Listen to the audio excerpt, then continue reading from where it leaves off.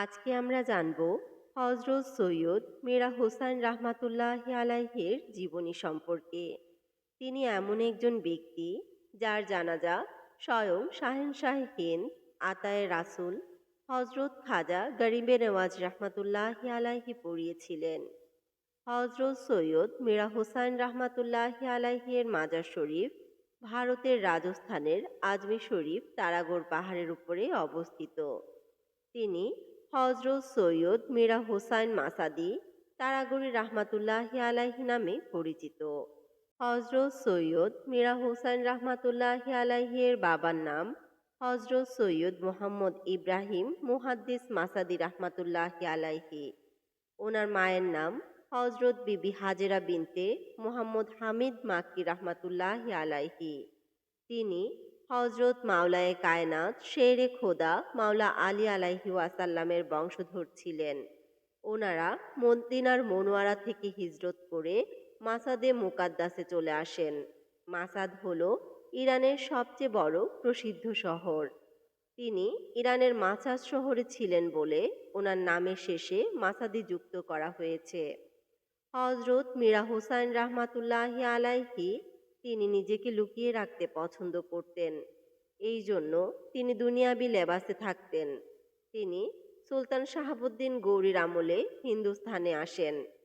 ওনার সাথে আসেন রওশন আলী দরবেশ, হজরত আবু তাইয়েব মুহাদ্দিস, হজরত সৈয়দ শাহাবুদ্দিন, হজরত সৈয়দ তাকিউদ্দিন এবং হজরত সৈয়দ নাকিউদ্দিন।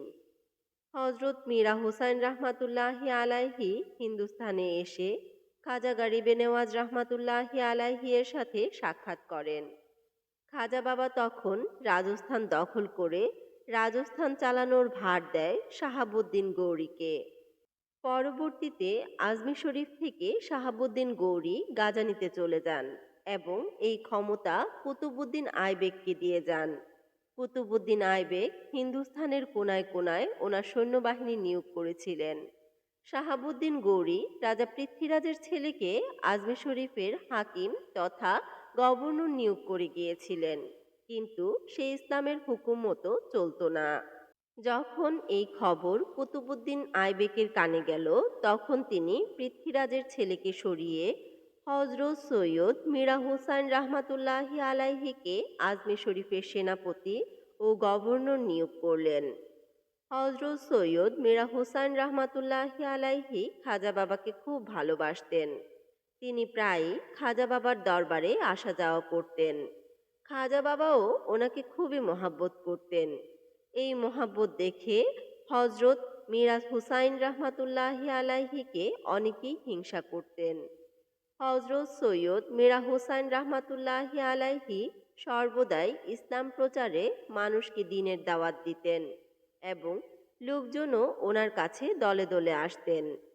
হজরত সৈয়দ মীরা হোসাইন রাহমাতুল্লাহি আলাইহিকে যেমন লোকজন ভালোবাসতেন, তেমনি অনেকে হিংসাও করতেন। যারা ওনাকে আজমি শরীফের সেনাপতি হিসেবে কবুল করতে পারেনি, তারাই মূলত ওনাকে হিংসা করতেন। তারা সবসময় ওনার ক্ষতি করতে চাইতেন। এই সুযোগ তাদের কখনোই হয়ে ওঠেনি।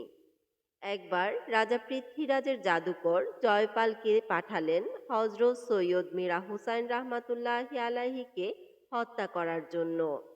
জাদুকর জয়পাল তারাগড় পাহাড় থেকে এক বিশাল বড় পাথর হজরত সৈয়দ মীরা হোসাইন রাহমাতুল্লাহি আলাইহি এর উপর নিক্ষেপ করে।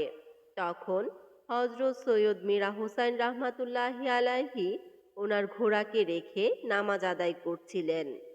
আর তখনই জাদুকর জয়পাল এই পাথরটি নিক্ষেপ করে। পাথরটি হজরত সৈয়দ মীরা হোসাইন রাহমাতুল্লাহি আলাইহি এর কাছে যেতেই ঘুরতে থাকে। হজরত সৈয়দ মীরা হোসাইন রাহমাতুল্লাহি আলাইহি ওনার দুই আঙ্গুলের সাহায্যে পাথরটিকে শূন্যেই আটকে দিলেন এবং ওনার ঘোড়াও খুর দিয়ে পাথরটিকে আটকালো। আজও সেই পাথরটি শূন্যে ভাসমান রয়েছে এবং হজরত সৈয়দ মীরা হোসাইন রাহমাতুল্লাহি আলাইহির দুই আঙ্গুলের ছাপ এবং ওনার ঘোড়ার খুরের নিশানা আজও ওই পাথরে বিদ্যমান। এই পাথর তারাগড় পাহাড়ের উপরে আজও শূন্য ভাসমান অবস্থায় বিদ্যমান রয়েছে। হজরত সৈয়দ মীরা হোসাইন রাহমাতুল্লাহি আলাইহি ওনার দুই আঙ্গুলের সাহায্যে পাথরটিকে শূন্যেই আটকে দিলেন এবং ওনার ঘোড়াও খুঁট দিয়ে পাথরটিকে আটকালো।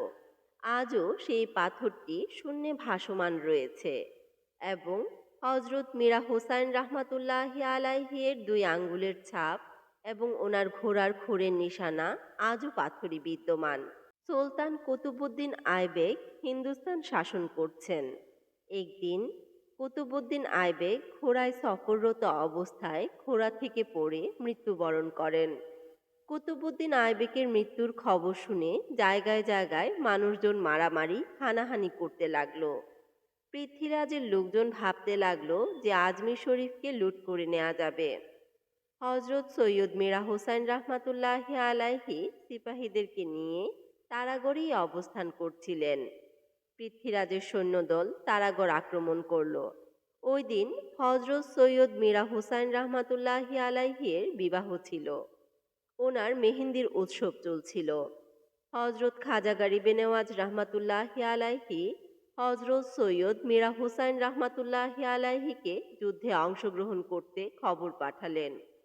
হজরত সৈয়দ মীরা হোসাইন রাহমাতুল্লাহি আলাইহি খাজা বাবার এই খবর পেয়ে তিনি মেহেন্দির অনুষ্ঠান থেকেই মেহেন্দি হাতে ছুটে আসেন এবং যুদ্ধ করেন।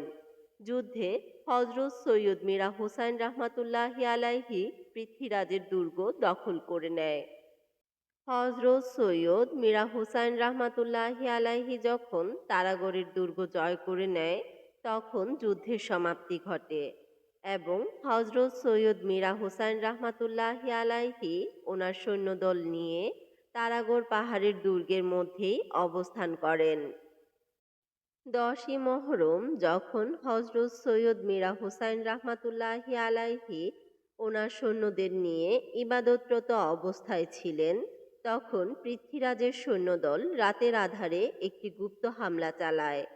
এই গুপ্ত হামলায় হজরত সৈয়দ মীরা হোসাইন রাহমাতুল্লাহি আলাইহি সহ সকল সৈন্যবাহিনী শহীদ হন।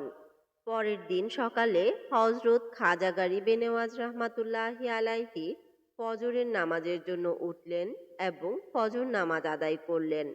যখন নামাজ শেষ করে তিনি বসলেন তখন বাতাসে শহীদের মৃদু গন্ধ ভেসে আসছিল।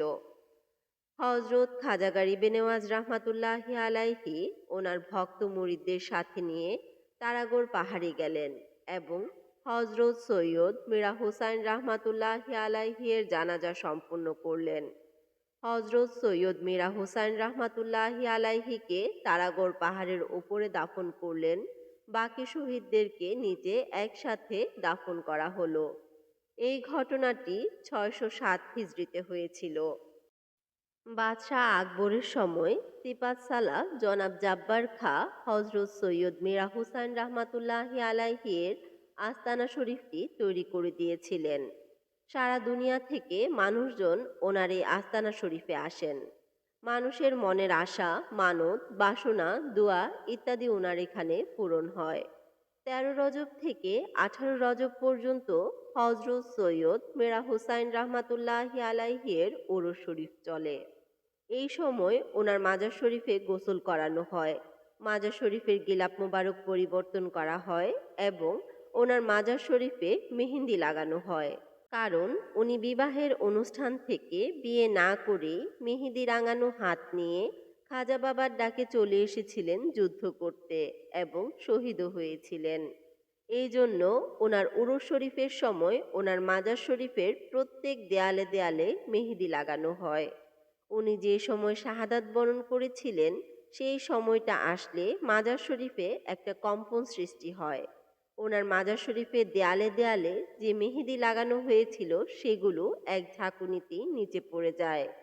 এই মেহেদিগুলো জমিয়ে রেখে দেওয়া হয় মাজার শরীফের খাদেমের কাছে এবং যাদের বিবাহ হচ্ছে না তারা যদি নিয়ত করে এই মেহেদি হাতে লাগায় তবে তারা অতি শীঘ্রই বিবাহ বন্ধনে আবদ্ধ হতে পারে।